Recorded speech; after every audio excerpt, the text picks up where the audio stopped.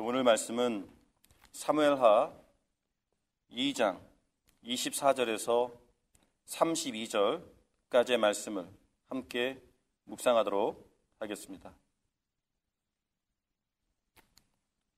24절입니다. 요압과 아비새가 아브넬의 뒤를 쫓아 기브온 거친 땅의 길가 기아 맞은쪽 암마산에 이를 때에 해가 졌고 베냐민 족속은 함께 모여 아브넬을 따라 한 무리를 이루고 작은 산 꼭대기에 섰더라.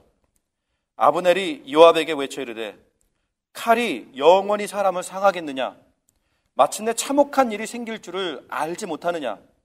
내가 언제 무리에게 그의 형제 쫓기를 그치라 명령하겠느냐? 요압이 이르되 하나님이 살아 계심을 두고 맹세하노니 내가 말하지 아니하였다면 무리가 아침에 각각 다 돌아갔을 것이요 그의 형제를 쫓지 아니하였으리라 하고 요압이 나팔을 불매 온 무리가 머물러 서고 다시는 이스라엘을 쫓아가지 아니하고 다시는 싸우지도 아니하니라. 아브넬과 그의 부하들이 밤새도록 걸어서 아라바를 지나 요단을 건너 비드론 온 땅을 지나 마하나임에 이르니라. 요압이 아브넬 쫓기를 그치고 돌아와 무리를 다 모으니 다윗의 신복 중에 19과 아사엘이 없어졌으나 다윗의 신복들이 베냐민과 아브넬에게 속한 자들을 쳐서 360명을 죽였더라. 무리가 아사엘을 들어올려 베들레헴에 있는 그의 조상묘에 장사하고 요압과 그의 부하들이 밤새도록 걸어서 헤브론에 이른 때에 날이 밝았더라. 오늘 우리가 이 말씀을 가지고 어떤 묵상을 하는 것이 하나님 앞에서 합당할까요? 다윗은 평생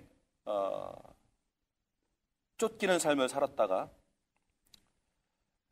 때가 되니 사울 왕이 전쟁터에서 전사하고 이제 이스라엘의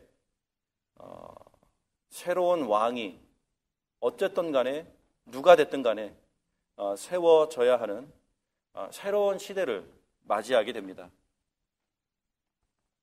그랬을 때에 인간 같은, 그러니까 보통 사람 같은 마음이라면 다윗은 오늘도 여기에 보여지는 그 요압의 삼형제, 엄청난 용사들이라고 성경은 이야기하고 있고, 오늘의 정보를 보게 되니까 요압이 다윗의 오른팔이며 굉장한 충신인데, 와, 알고 보니까 같은 베들레헴 출신입니다.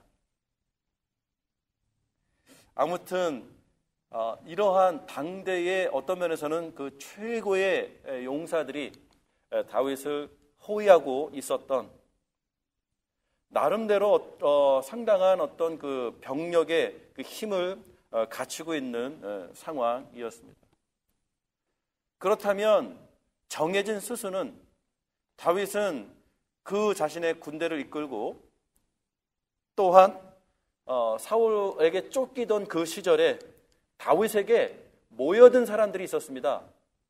마치 그 로빈 후드나 뭐 임꺽정 전이나 홍길동 전 같은 것들을 읽다 보면 역시 비슷한 상황들이 전개가 되어지는데, 무엇이냐면 어쨌든 그 시대에 억울하고 힘없고 하여튼 이런 자들이 다윗 주위에 많이 전국에서 찾아와서 이 다윗을 의지하며 살아가던 사람들이 꽤 있었습니다. 그러면 정해진 수순은 무엇이겠습니까?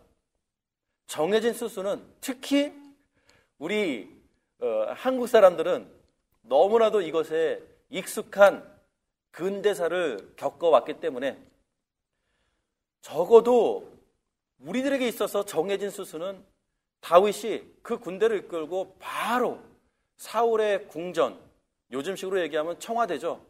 바로 청와대로 치고 올라가서 구테타를 일으키는 겁니다. 그리고 이 왕권을 자기의 것으로 주장하는, 이제 이 수순을 밟으면 이 대항할 어떤 그 세력들이 없는 사울만 죽었습니까? 그 후계자 요나단도 죽었습니다. 그러면 그 둘만 실종된 겁니까? 아닙니다. 어떤 전쟁에서 죽었습니까?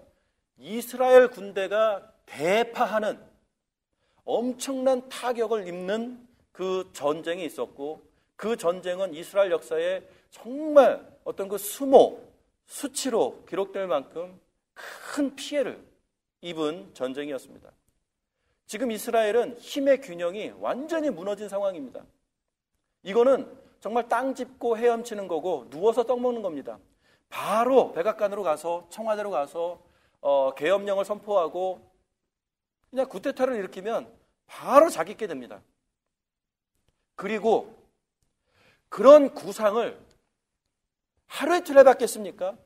사울에게 쫓기던 그 연수가, 그 세월의 숫자가 꽤나 되어지는 시점이고, 다윗은 혼자 외롭게 고독하게 있었던 것이 아니라 정말 그 참모들과 정말 또 최고의 그 용사들과 함께 그 세월들을 보내고 있었기 때문에 서로가 만나면 얼굴을 맞대고 어떻게 정말 앞으로를 살아갈 것인가, 어떻게 이 나라를 회복할 것인가. 그리고 다윗은 또 어떤 사람이었습니까?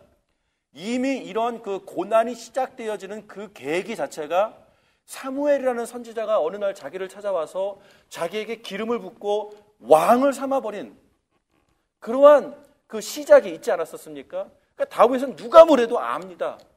하나님께서 나를 왕으로 세우셨다. 그리고 그를 호위하는 자들은 그 사실을 왜 몰랐겠습니까? 자, 민심은 어떻습니까? 사울을 죽인 자는 천천히요, 다윗을 죽인 자는 만만이다. 이미 골리앗 사건 이후에 굉장한 영웅이 되어져 있는 상황입니다. 그렇다면 무슨 말입니까? 쿠데타를 일으키고 한번 이렇게 딱 flex his muscle, 그러니까 그 힘 자랑하기 시작하면 민심을 자기 품으로 확 돌리는 건 시간 문제입니다.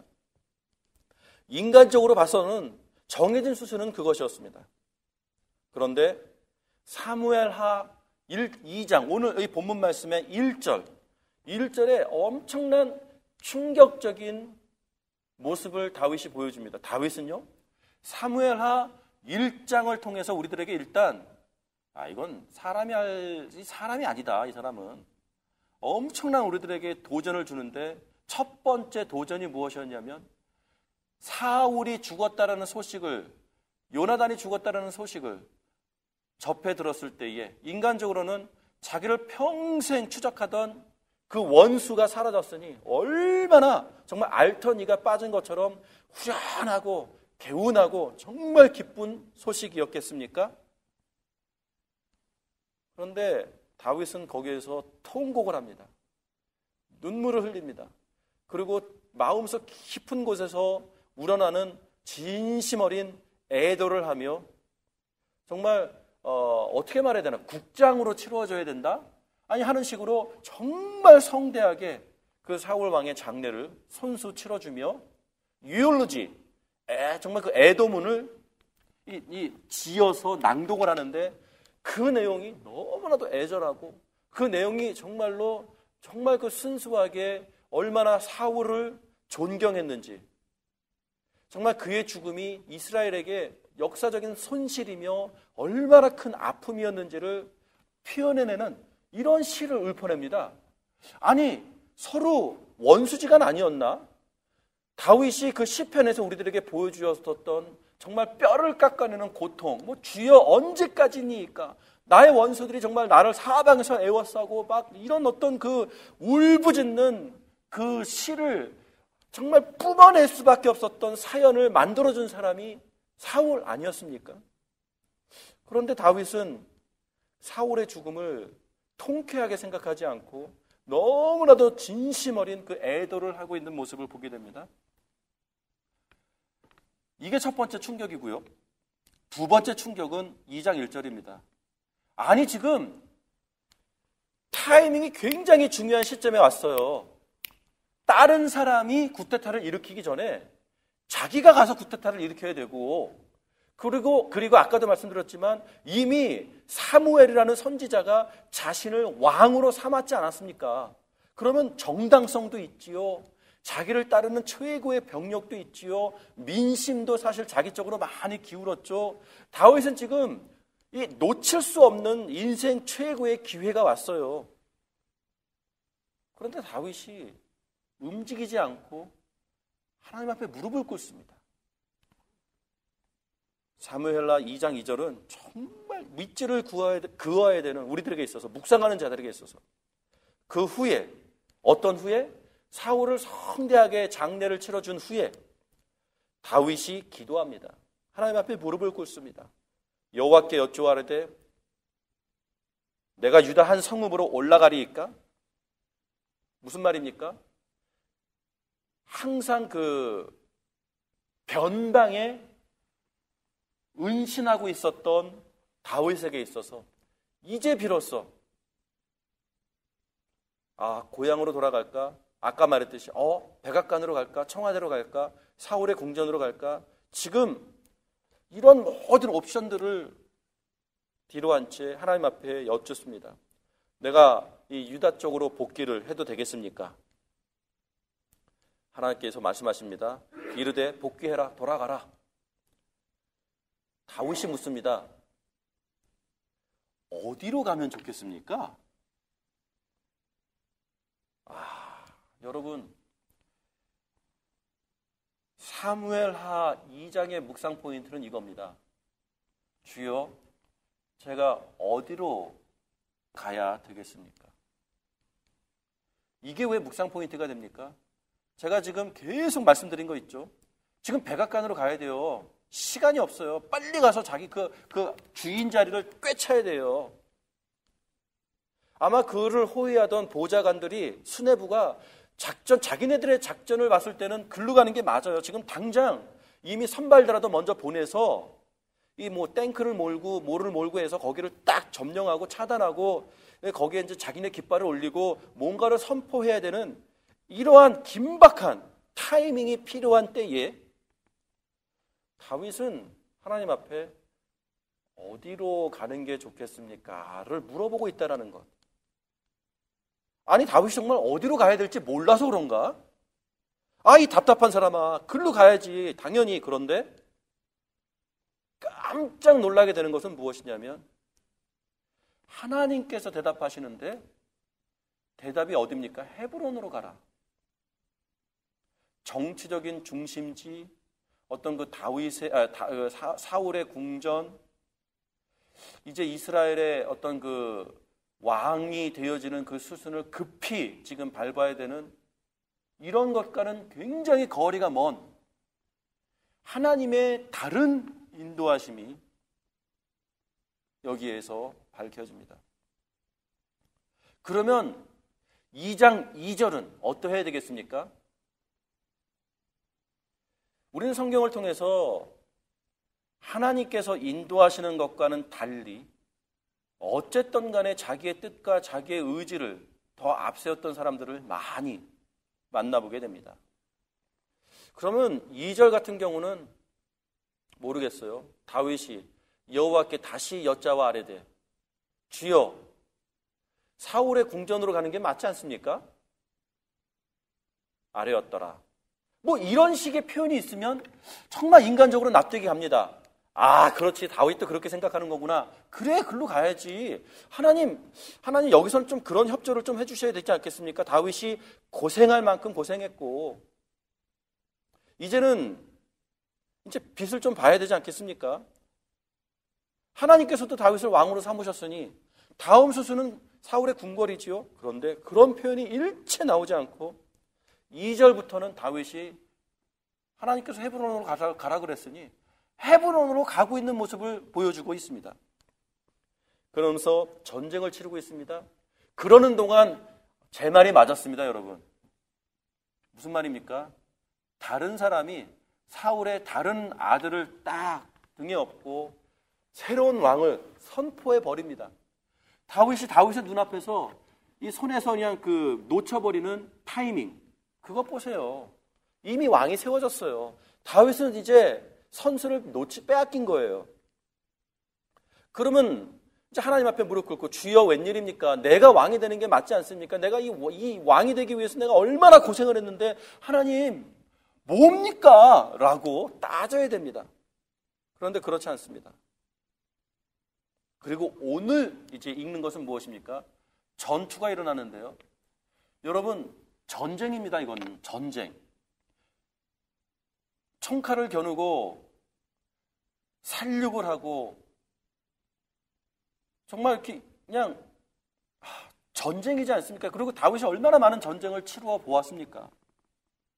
그런데 이번 전쟁은 전쟁 같지가 않아요. 어쨌든 다윗이 이겨서 오늘 전쟁에도 보니까 다윗 측근은 뭐 몇십 명 안 죽었는데 이 상대병은 뭐 수백 명이 죽었다라는 기록이 나오잖아요. 대승리를 거두었어요. 그래서 지금 패배한 쪽이 또 그 핵심 인물이 지금 그 사람만 칼로 치면은 더 이상 이스라엘의 어느 누구도 다윗을 대항할 세력이 없는 상황이에요. 그리고 지금 다윗이 이겨서 그 사람이 도망가고 있어요. 그런데 다윗의 그 세 명의 용사 중, 삼형제 중 가장 달리기를 잘하는 그 사람이 막 뛰어가는데, 그러니까 도망가면서 그 형제에게 너 누구냐? 너 아무개구나. 야, 나 따라오지 마라. 너 지금 다른 데로 가서 다른 병사 이렇게 바쁜 척 해라. 너 나 따라와서 좋을 게 없다. 이러고 있습니다. 아니, 이게 지금 서로 오가야 되는 대화입니까? 전쟁 중인데. 근데 또 그 말을 듣지 않고 우직하게 계속 추격을 하고 있습니다. 그러니까 도망가는 사람이 어쩔 수 없이 창을 들어서 자기를 추적해오는 그 사람을 칼로 찔러서 죽이고 그 사람은 계속 도망갑니다.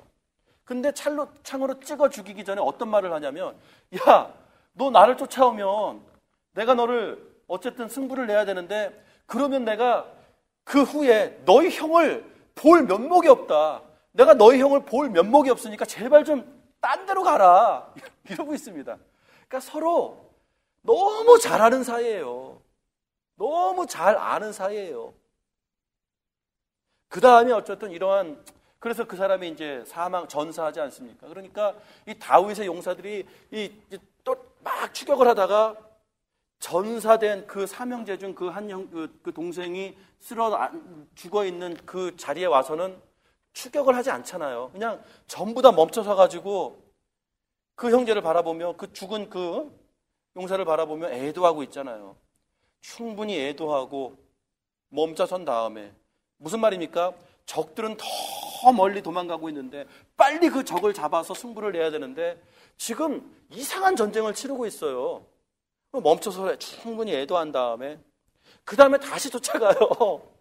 그러더니 추격했는데 이제는 고립됐어요. 언덕 어떻게 둔지에 더 이상 도망갈 데도 없는 상황에 처한 적을 이제 포위를 했잖아요.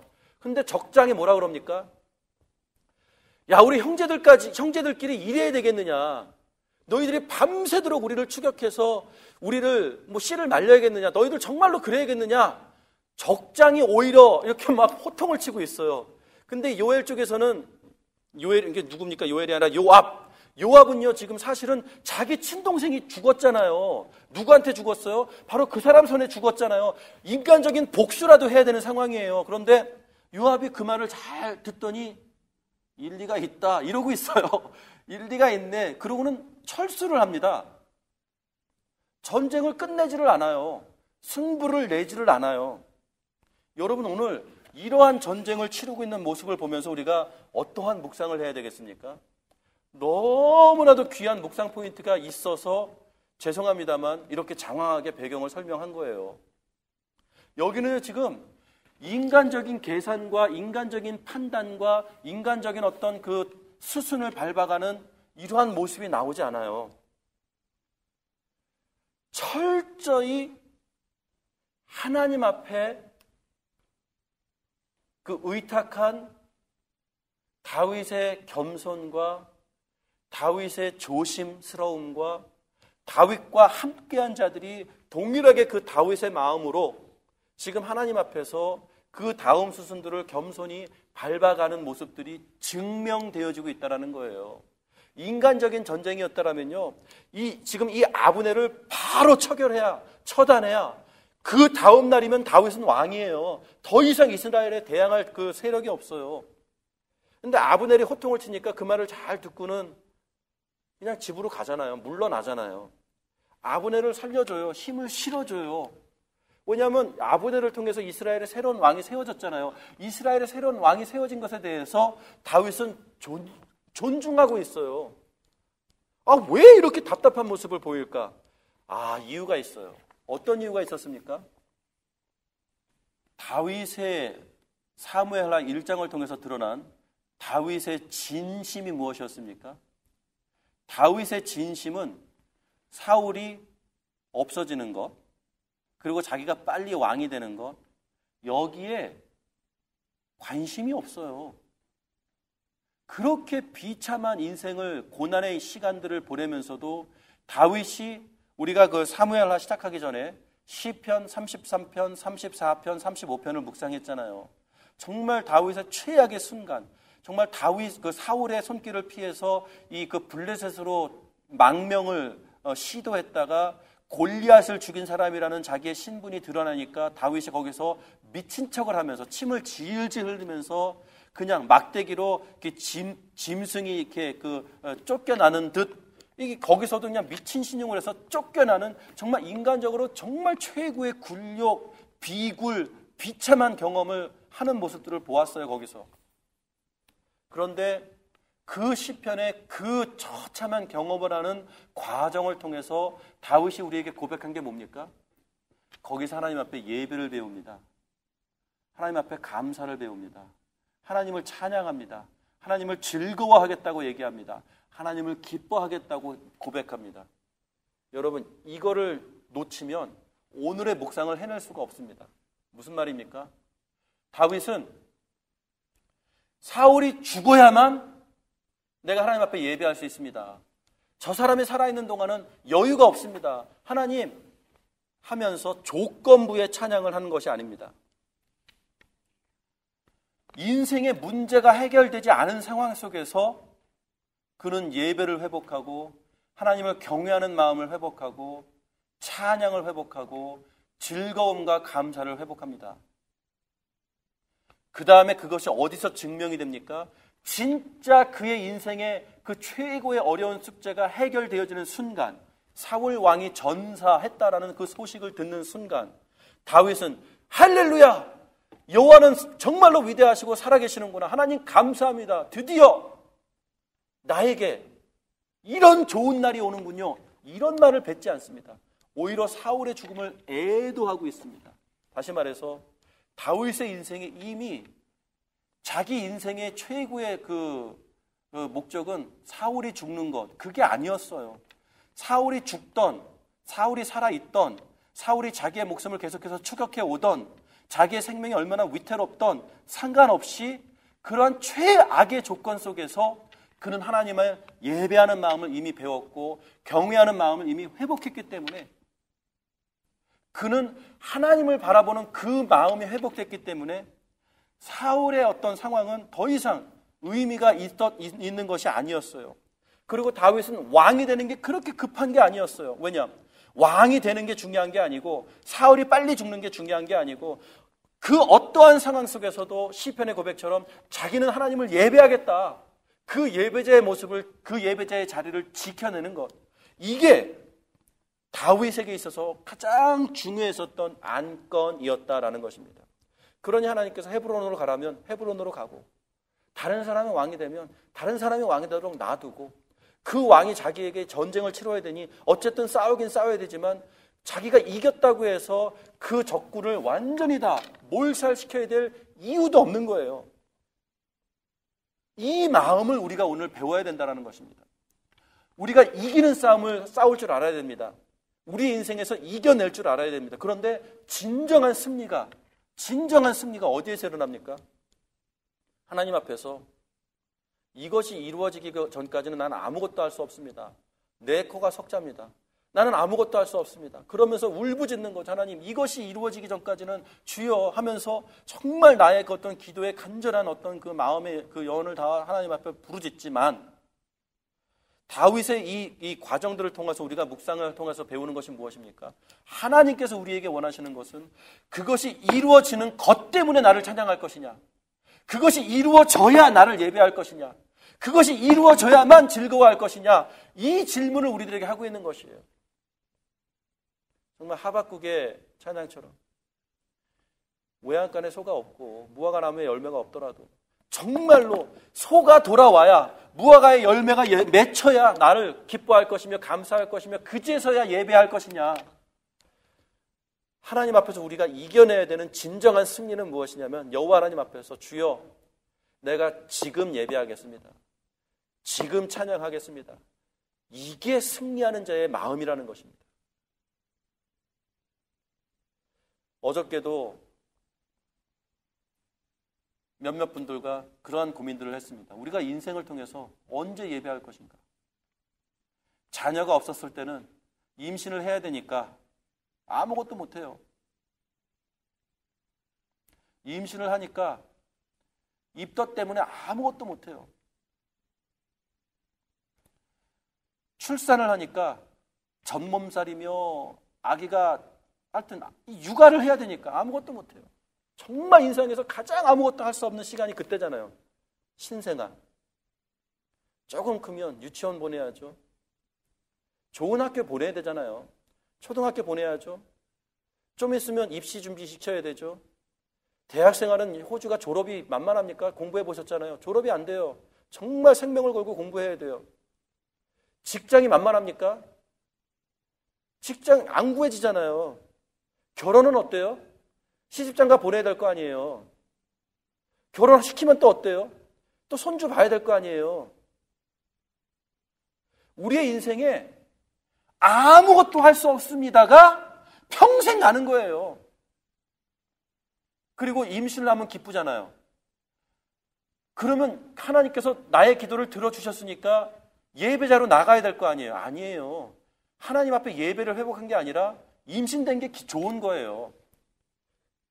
평생 소비자의 마음으로 기도가 응답될 때마다 응답된 게 좋아서 막 헤헤거리는 거지, 하나님 앞에 예배가 회복이 되어지고 하나님 앞에 즐거움과 기쁨이 회복이 되어지는 건 아닌, 마치 어린아이가 엄마한테 땡깡 부리니까 엄마가 그냥 사람들 창피하니까 그냥 그 투달러숍에서 그거 하나 사주면 이렇게 그거 하나 좋아가지고 엄마가 즐겁고 엄마가 감사하고 이게 아니라 이 장난감이 좋고 이 장난감이 기쁘다가 한 2, 3분, 30분 후에 질리잖아요. 그 다음에 또 다른 거 또 사달라고 땡깡 부리고 들어놓고 막. 우리의 인생이 그렇게 살아갈 것인가? 아니면 다윗처럼 나의 삶에서 이런 것들이 급한 게 아니다. 나의 삶에서 이게 중요한 게 아니다. 나의 삶에서 지금 이 적군들을 몰살시키는 게 이게 나의 안건이 아니다. 여호와여, 내가 이제 어디로 가야 되겠습니까? 헤브론으로 가라. 알겠습니다. 묵묵히 헤브론으로 갑니다. 여러분, 너무나도 큰 도전이고요. 어떻게 이것을 품어내야 될지 모르겠지만 오늘의 묵상 포인트는 그겁니다. 오늘도 내가 하나님 앞에 조건을 내걸고 이것이 채워지기 전까지는 나 삐졌어, 이러한 마음으로 자기의 예배 드릴 수 없음을 언제든지 정당화하며 살아갈 것인지, 아니면 다윗처럼 그런 상황과 상관없이 묵묵히 그 예배자의 마음을 오늘도 지켜낼 것인지. 다윗은 오늘도 기약이 없습니다. 자신이 언제 왕이 될지 모릅니다. 그러나 다윗의 행동을 보면 그게 상관이 없습니다. 여전히 하나님 앞에 무릎을 꿇고 여전히 하나님 앞에 인도하심을 간구하며 그 인도하심에 돌아가려면 기꺼이 돌아가는 이러한 모습들을 보여주고 있다는 것입니다. 이것이 우리들에게 깊은 도전이 되며 정말 우리가 이것을 통해서 분명히 배울 것이 있습니다. 그것을 놓치지 않는 성도 여러분들이 되기를 주님의 이름으로 축원합니다. 같이 기도하겠습니다.